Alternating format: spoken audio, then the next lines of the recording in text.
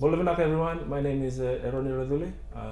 I, along with Ralph Bonromo, the authors for the chapter titled Evaluating Students' Perceptions of Blended Learning. Before I continue, I'd like to congratulate all the authors who are here today for the immense contribution, and I hope that you'll enjoy the day and everything else that happens after this. Just by way of introduction, the research focused on blended learning, and in particular students' perception of blended learning at USP.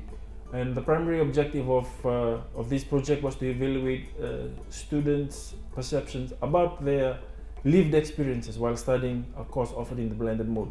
And the secondary objective of this project was to use these findings to map out a strategy to enhance current learning design practices at CFL, particularly strategies related to developing a blended course.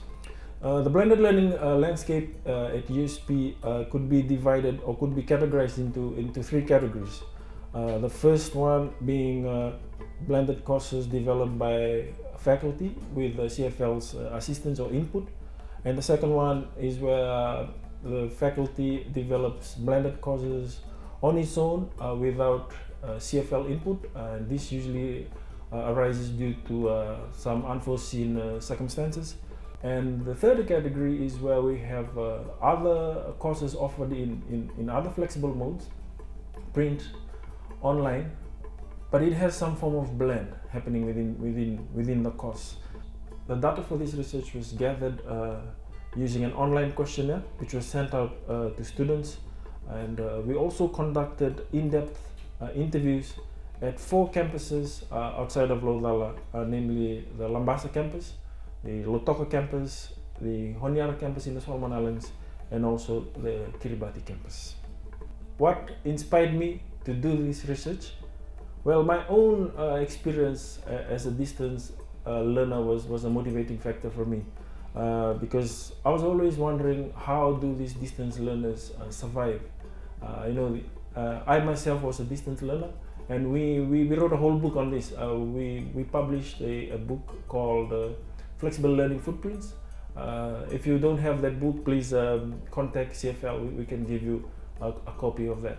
It describes our experiences out there. We're out there in the remote areas, in the remote places, and we're trying to paddle our own canoes on our own. And the experience talks about the difficulties we face. So I was always intrigued by what other learners faced. And when I came and joined the Center for Flexible Learning, this is something that always interests me.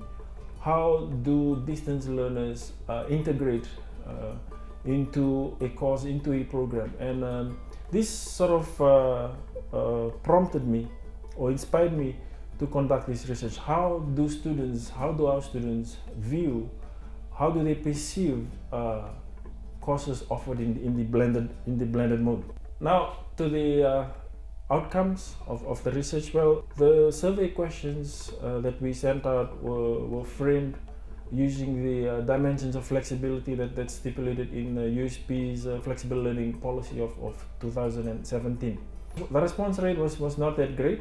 We had a 6% response rate, and this was equivalent to 1,164 students.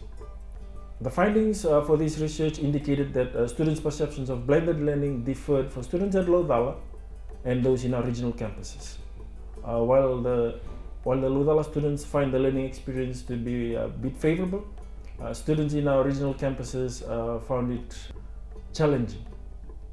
Our regional students felt that students at Lodala were somehow more privileged than them, as they had unprecedented access to the resources, to the facilities, to the teaching staff, and other USP support structures here at the main campus in Lodala. Whereas the students in the regional campuses, they had to compete. They had to compete for these resources, and if they were able to obtain some of it, it was limited, and there were factors also beyond their control which hindered them from fully utilizing these resources. And as a result, their perception of blended learning is characterized by an experience that falls short of the optimal and is often marked by discontent, by frustration, by anxiety, and sometimes hopelessness. Nevertheless, these regional students they have devised strategies, they have devised ways to mitigate these experiences by developing good study skills and habits, and also by joining a community of peers within the campuses who support each other. The challenges. The main challenge for this project was the scope of the project itself. At one stage, we were looking at blended learning and also realized that we were ignoring blended teaching. But then, after a few discussions with our supervisor, we realized that the scope was too broad, and so we had to narrow it down to just blended learning. And we would look at blended teaching in maybe a second revision of the project. The other challenge that I faced was the logistics involved in arranging for the campus visits, because we've had to adhere to the timelines of our regional campuses. We've had to look at the things such as available flights, the timing of this semester, the timing that we're going to go into the semester. If there was any special events happening at the campuses at that time, public holidays in our regional campuses, all these had to be considered, and sometimes it was difficult. The communication between us and the campuses, sometimes it wasn't forthcoming. I'd like to also take this opportunity to thank our campus directors for actually accommodating us when we were on the ground, and thank you very much for that. The future plans. Before I go into the future plans, I'd just like to highlight some of the recommendations of this project. Firstly, one is to enhance the face-to-face orientation program for first-time learners. There is already an existing orientation program for all first-year students.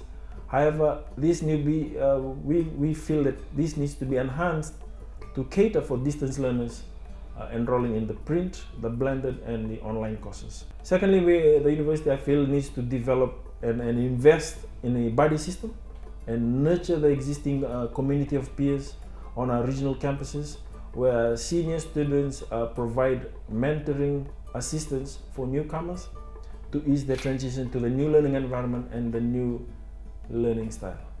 Thirdly, invest more to the existing PTAFE spaces at some of our campuses, to include Wi-Fi access, to include some computers, to include study spaces for their students, so that it reduces the pressure on existing facilities at the main USP local center or campus. I believe some of this has been addressed already, but I believe that we can do better. Fourthly, the university could look into amending some regulations that governs some of our regional campuses, especially in consultation with ITS, in consultation with the library, in consultation with the student academic services, to ensure that students in these campuses have a greater flexibility in terms of their access to the USP facilities, because in some of these campuses they are not open 24 hours. If we could at least amend some regulations so that students can have at least 18-hour to 24-hour access to their campuses. And lastly, for the university to increase teacher presence at some of these regional campuses through increased local recruitment or more visits from teachers at low level.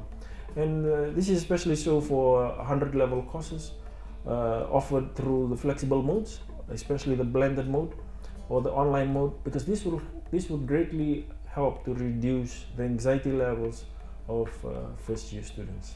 For the future, I believe this project can be further enhanced, further developed to include teachers' perception of blended teaching or teachers' perception of blended learning.